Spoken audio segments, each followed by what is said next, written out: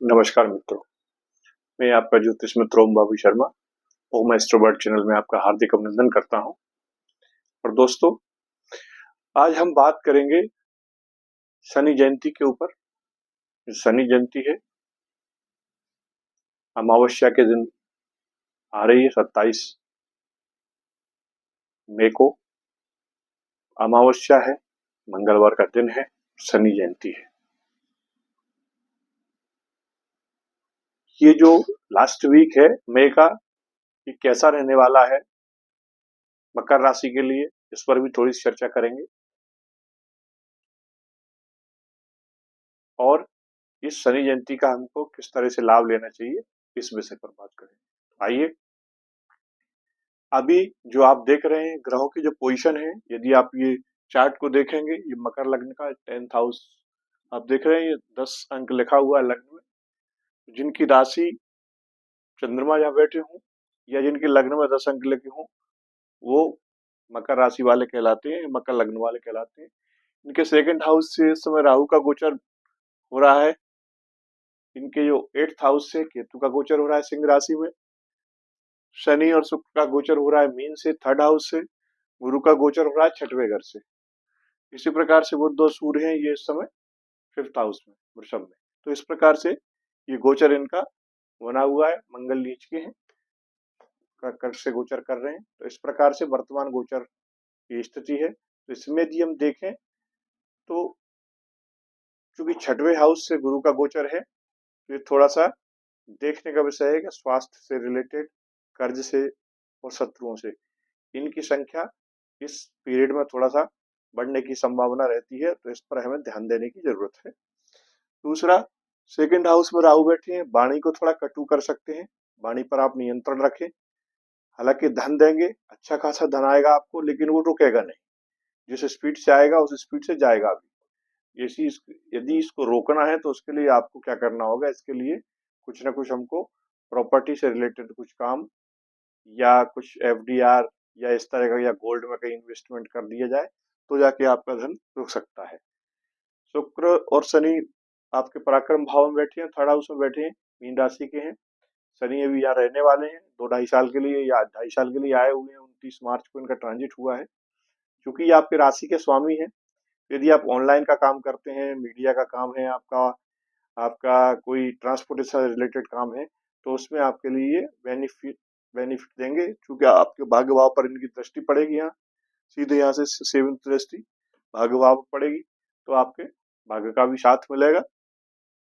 इनकी 10वीं दृष्टि 12th हाउस पर जाएगी। तो यदि विदेश यात्राएं आप करना चाहते हैं, तो आपके विदेश यात्रा के योग संयोग बनेंगे। यदि इम्पोर्ट एक्सपोर्ट का काम करते हैं तो आपका वो काम भी बनेगा, इम्पोर्ट एक्सपोर्ट का काम। साथ ही साथ मंगल चूंकि आपके 7th हाउस में है, यहाँ से लग्न पर दृष्टि है, थोड़ा सा आपका जो मैरिड लाइफ है वो इफेक्टिव होगी।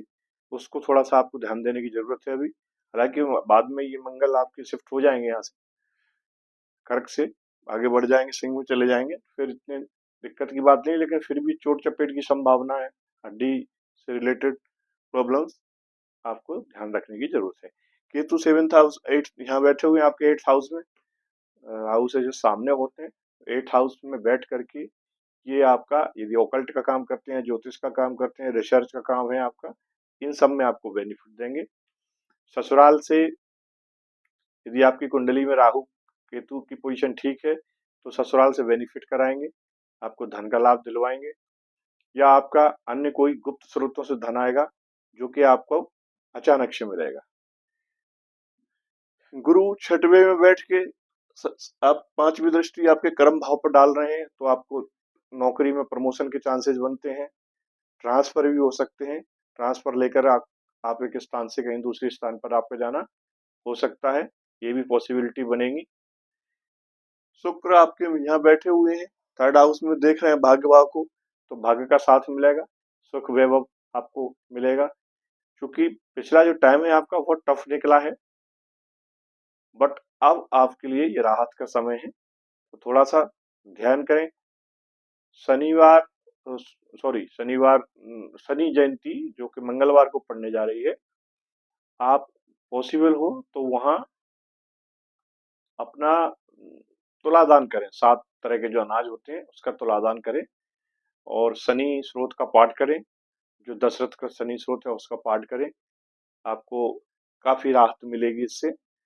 और हनुमान चालीसा के 100 पाठ यदि आप कर सकते हैं, करवा सकते हैं, ये भी आपके लिए बहुत लाभप्रद होंगे। इससे बहुत बेनिफिट होता है बड़ी से बड़ी समस्या का, क्योंकि बल बुद्धि बल विद्या बुद्धि निधान हनुमान चालीसा में लिखा हुआ है, और अष्ट सिद्ध नवनिधि के नाथ जैसा कि आपने देखा लिखा हुआ है। साथ ही साथ क्या है कि हनुमान जी ने इनको शनिदेव को आजाद किया था रावण की चंगुल से। रावण ने कैद कर लिया था शनिदेव को, जब हनुमान जी गए थे लंका दहन के लिए, उस समय शनिदेव को आजाद किया था, क्योंकि मेघनाथ का जन्म हो रहा था। जन्म के समय ऐसी की कहानी है, रावण ने सभी ग्रहों को 11th हाउस में, माने लाभ भाव में, यहाँ इकट्ठा कर दिया था सबको। लेकिन चूंकि शनि जैसा कि उनके अपने 2.5 साल के बाद चेंज करते हैं, उनका समय आया तो एक पैर उन्होंने 12th हाउस में रख दिया, जो कि मोक्ष का घर है। तो रावण ने जो है इनके पैर में चोट पहुंचाई, जिससे इनका पैर बताते हैं कि चोटिल हो गया था। तो उस रावण की चंगुल से चूंकि हनुमान जी ने इनको छुड़ाया, इसलिए वो कहते, हनुमान जी से उन्होंने कह रखा है कि आपके जो भक्त हैं मैं उनको तकलीफ नहीं दूंगा। तो शनि के चंगुल से पाना है, मुक्ति पाना है, और शनि से यदि लाभ लेना है, तो आपको निश्चित तौर से हनुमान जी का साथ नहीं छोड़ना चाहिए।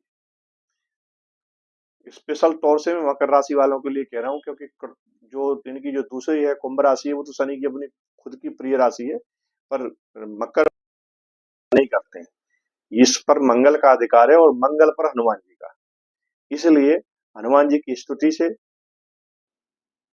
मकर राशि वालों को काफी राहत मिलती है। तो ये आने वाली जो 27 तारीख मई, 2 दिन बाद, ये शनि जयंती है। और बुढ़वा चूंकि जेठ का महीना है, तो मंगल, बुढ़वा मंगल है, तो मंगल भी अच्छा है। उस दिन आप सुंदरकांड का पाठ करें, या 100 बार हनुमान चालीसा का पाठ करें या करवाएं, जो भी आपको पॉसिबल हो। मंदिर में बैठ के बहुत फायदा होगा, बहुत राहत मिलेगी। आने वाला समय शनि आप पर बहुत कृपा बरसाएंगे। तो मेरा आपसे गुजारिश है कि जो शनि अमावस्या आ रही है, इसका आप, सॉरी, शनि जयंती है, मंगलवार की अमावस्या है, उसका बिल्कुल शनि अमावस्या जैसा ही लाभ आपको मिलेगा। उसका आप इस भजन पूजन के माध्यम से बेनिफिट करिए। यदि ये नहीं कर पाते हैं तो आप दान करिए, किसी गरीब ब्राह्मण को दान करिए, भोजन करवाइए, चतुर्वर्ग कर्मचारी हैं जो सेवक होते हैं, उन लोगों को दान पुण्य करिए, उससे आपको बेनिफिट मिलेगा। गुरु अतिचारी है, स्पीड बहुत तेज है, तो गुरु भी जो है आपको बहुत तेजी से बेनिफिट देंगे। वैसे तो ये स्लो प्लानेट, मतलब बड़े प्लानेट है, तो धीरे धीरे चलते हैं, चाहे गुरु हो चाहे शनि, लेकिन चूंकि अभी अधिचारी है, स्पीड बहुत इनकी अधिक है, 3 गुना स्पीड है, तो ये आपको अच्छे परिणाम देंगे। गुरु की जो 9वीं दृष्टि जाएगी वो भी धनभाव पे जाएगी। तो यदि आप, जैसा मैंने आपको बताया कि जो राहु की, तो यहाँ बैठे हैं गुरु से, चूंकि दृष्टि आपका धनभाव हो रहा है, यहाँ से केतु दृष्टि डाल रहे हैं, तो आपको इसका फायदा आप उठा सकते हैं। साथ ही साथ मंगल की भी 8वीं दृष्टि जा रही है। तो यदि आप यहाँ एफडीआर कर देते हैं, या उस पैसे की कोई प्रॉपर्टी लेके रख देते हैं, या सोना गोल्ड वगैरह खरीद के, चांदी कुछ खरीद के रख देते हैं, तो वो पैसा आपका संचित हो जाएगा। अदरवाइज पैसा आएगा और चला जाएगा, रुकेगा नहीं। तो उम्मीद करता हूँ आपको मैं जो बता रहा हूँ सारी चीजें ठीक से समझ आ रही होंगी दोस्तों। यदि आपको ये जानकारी आपके प्रति लाभकारी लगती है, तो प्लीज इस चैनल को सब्सक्राइब करें, लाइक करें और शेयर करें।